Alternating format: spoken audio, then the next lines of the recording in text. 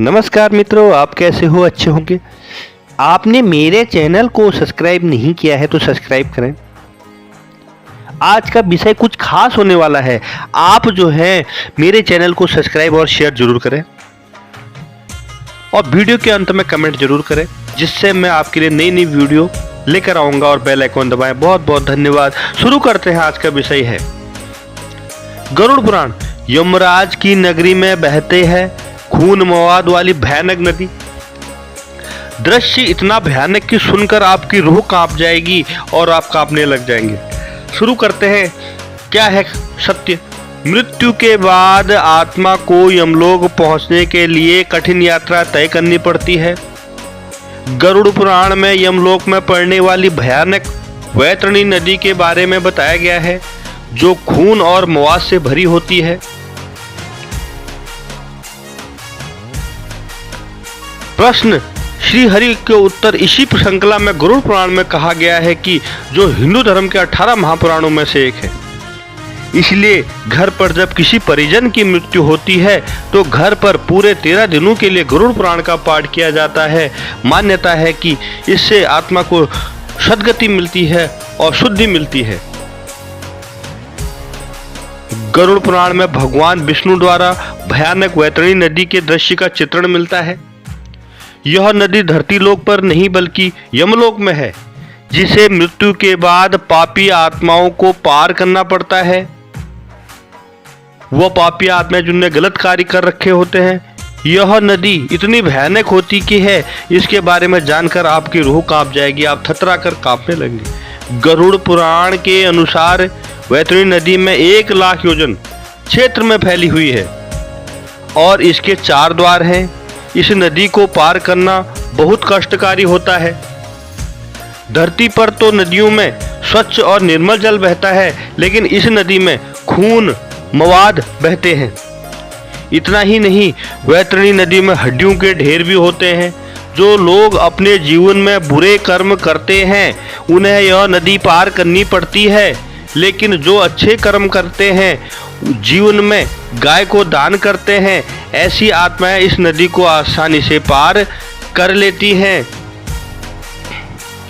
गरुड़ पुराण में ऐसा उल्लेख मिलता है, ऐसा भगवान ने बताया है। जब यमराज के यमदूत पापी आत्माओं को लेकर नदी के पास पहुंचते हैं तो नदी गर्जना करने लगती है और नदी में मौजूद खून गर्म होकर खौलने लगता है। इस नदी में हड्डियां, मवाद, मगरमच्छ, ब्रज, गिद्ध आदि भी होते हैं, जिसे देखकर आत्मा डर जाती है। गाय दान करने पर नदी पार करने के लिए मिलती है नाव। गरुड़ पुराण में बताया गया है कि जो लोग या जिनके परिजन अपने जीवन में गाय को दान करते हैं, उन्हें भोजन कराते हैं, उन्हें पानी पिलाते हैं, उन्हें इस नदी को पार करने के लिए नाव मिलती है। यमराज जी नाव की व्यवस्था करते हैं आत्मा के लिए। ऐसी आत्माएं नाव में बैठकर आसानी से इस भयानक नदी को पार कर लेती हैं और यमलोक पहुंच जाती हैं। इसलिए हिंदू धर्म में, शास्त्रों में और साक्षात गौदान की बात कही गई है।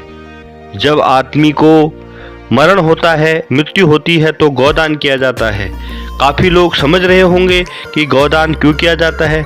गाय माता को सर्वप्रथम पूजनीय माना गया है हिंदू धर्म में, तो गाय माता का पूजन सबसे उचित माना गया है। इसलिए भगवान जो है, गौ माता को सर्वप्रथम रखा गया है। गौ माता की पूजा करना, गौ माता को जल पिलाना, गौ माता को दान करना, गौ माता को खाना खिलाना सर्वोच्च स्थान प्राप्त है। गरुड़ पुराण में गुरु का अपमान यानी भगवान का अपमान।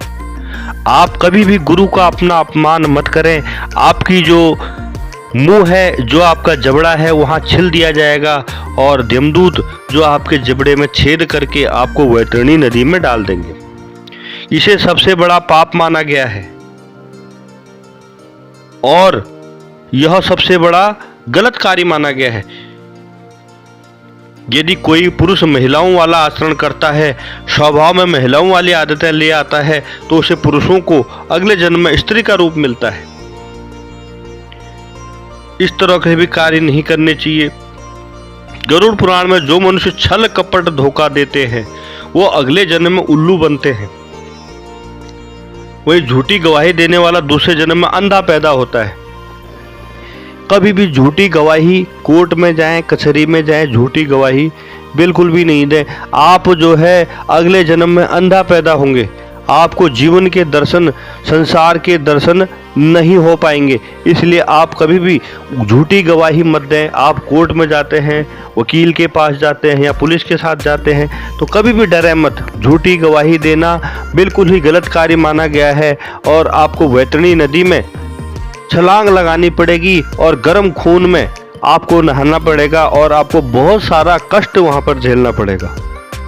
इसलिए अच्छे कार्य करें और प्रभु श्री कृष्ण, प्रभु श्री राम और ब्रह्मा जी के आदेशों अनुसार अच्छे कार्य की ओर अग्रसर रहें।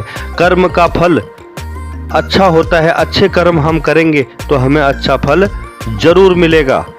और गरुड़ पुराण में यही बताया गया है कि अच्छे कर्म करने चाहिए, अच्छे लोगों के संगत करनी चाहिए। गरुड़ पुराण सदैव भक्ति भाव के लिए माना जाता है कि आपको अच्छे कर्म ही आपको अच्छे लोक को ले जाएंगे। बहुत बहुत धन्यवाद। आज का शुभ हो, मंगलमय हो। भगवान विष्णु, प्रभु श्री राम जी आपके सारे मनोरथ सिद्ध करेंगे। आपने मेरे चैनल को लाइक नहीं किया तो लाइक करें, सब्सक्राइब करें, शेयर करें और सदैव भक्ति भाव से परिपूर्ण लोगों की सेवा करें, मदद करें। बहुत बहुत धन्यवाद।